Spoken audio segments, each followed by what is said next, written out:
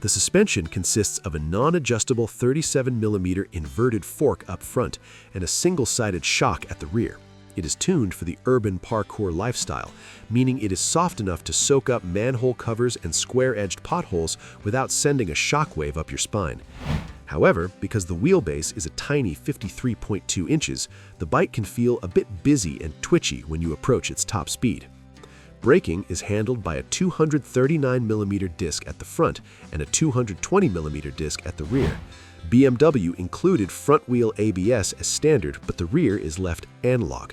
I actually enjoyed this setup. It allows you to lock the rear wheel slightly to pivot the bike into a tight parking spot or alleyway. The integration between the regenerative braking and the hydraulic brakes is seamless, though I noticed a slight vibration through the pegs in flash mode when the motor was aggressively harvesting energy.